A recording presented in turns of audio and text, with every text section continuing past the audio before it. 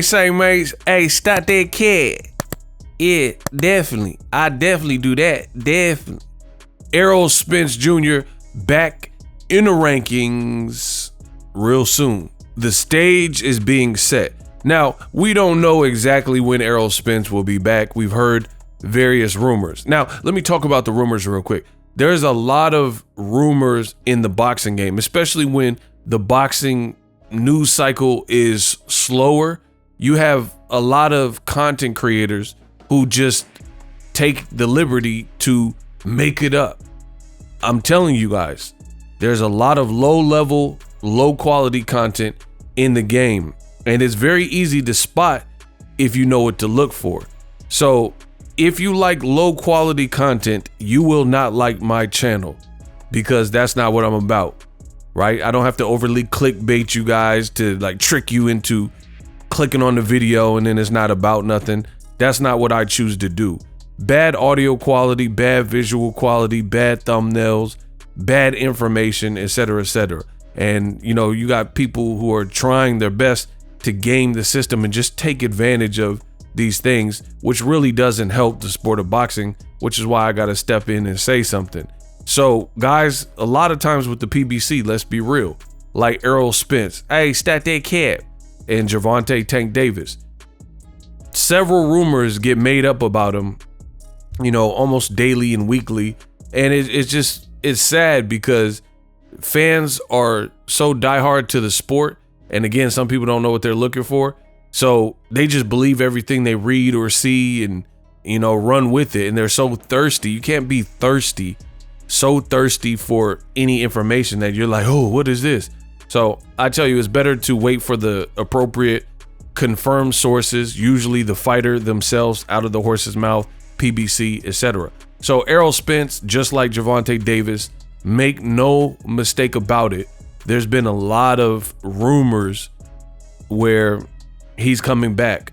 And this is the other thing that I really blame the boxing fans, because you guys have the power to empower content creators, make people step up and do a better job or get them out the way, period. And you do that with your viewing time. The amount of time you spend on the bad actors who constantly get predictions wrong, information wrong.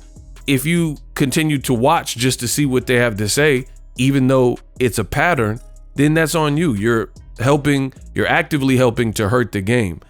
It couldn't be me. I got too much stuff to do.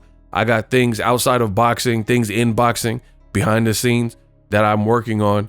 I don't have enough time to be worried about, you know, X, Y, and Z, especially if people have a bad track record of getting the information correct. But again, some of you guys maybe have more time on your hands than me, and you care about all these random things.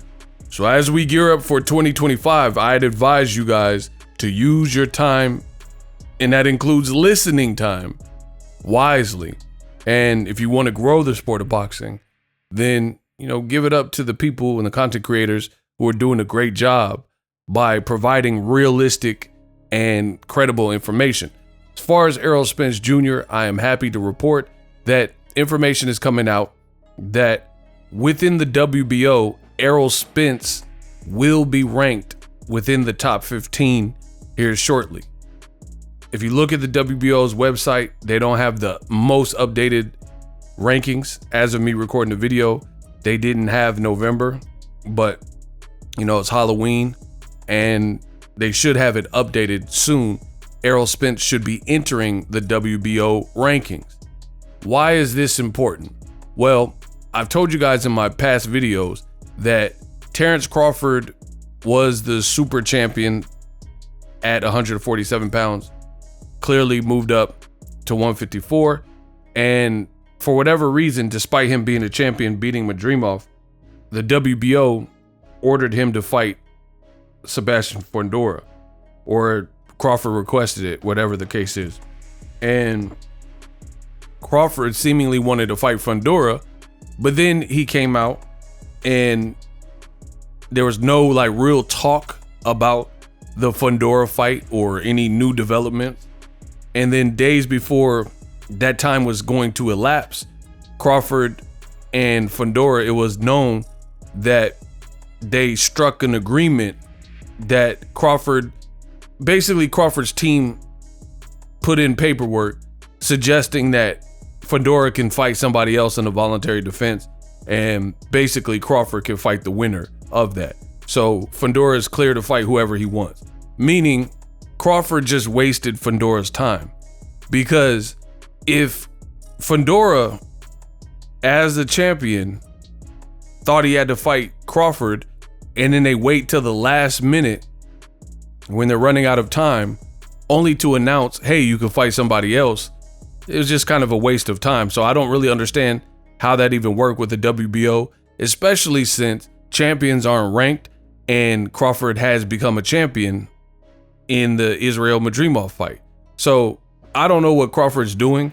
I think I know what he's doing, but I don't like it. It don't really make sense. He seemingly wants to wait and hold out, hoping to get the Canelo fight, seeing if anything could happen there. And he doesn't seem like he wants to settle or fight some of these tougher tasks that don't provide the same or similar or these grandiose paychecks. So it's kind of just a waste of time for everybody. So I feel with this move, Crawford kind of wasted people's time, to be honest. He wasted people's time, and Fundora could have fought Errol Spence already if Crawford, and the WBO didn't make him the mandatory or whatever they did, right? So that's that. Now that's resolved. There was one question that people had. They said, will Sebastian Fundora be able to keep his title, because Errol Spence hasn't moved up to 54, and previous rankings from the WBO did not have Errol Spence Jr. ranked in the top 15. So as a champion, you have to get certain consents and approval at the very least, or fight somebody within the sanctioning's top 10, top 15 ranking, right? So with Errol not being ranked, people feared, hey, is he going to lose his belt if he tries to fight Sebastian Fundora, tries to fight Errol Spence Jr.?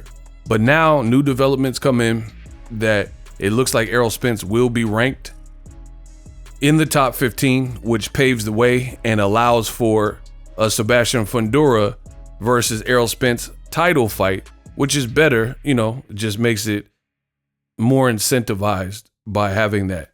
So that is good news. The winner would likely have to face Terrence Crawford, as long as Crawford, is still in the same position and things like that. Fundora versus Errol Spence, very tough fight, given Fundora's size, given the layoff of both. Errol Spence, he seems to want to test himself in a very dangerous way if he takes this fight, because he'll take a large chunk of time off, 9 months or better, and then he'll fight Danny Garcia after the accident. He'll fight Terrence Crawford off a long layoff. He'll fight Ugas off of a injury. He had to pull out the Pacquiao fight, and then Ugas beat Pacquiao, and then he came back and fought him. And then now he's off of the Crawford loss, first professional loss, moving up in weight. And instead of taking a tune-up, because Errol said he's Mr. No tune-ups or whatever, then he would go straight into the frying pan and fight a guy like Fundora, who's a 6'6", 6'7" inside fighter. That's a tall order for anybody at 154. You've seen the Lubin fight, even though it was a competitive fight. Lubin at the end, his face wore a lot of the markings of that. And then for Errol Spence, he was coming off a very bad performance and, got knocked out by Terrence Crawford, losing virtually every round. So dangerous fight, high stakes, but apparently that's how Errol Spence likes it. So Errol Spence will enter the top 15 from what I'm hearing.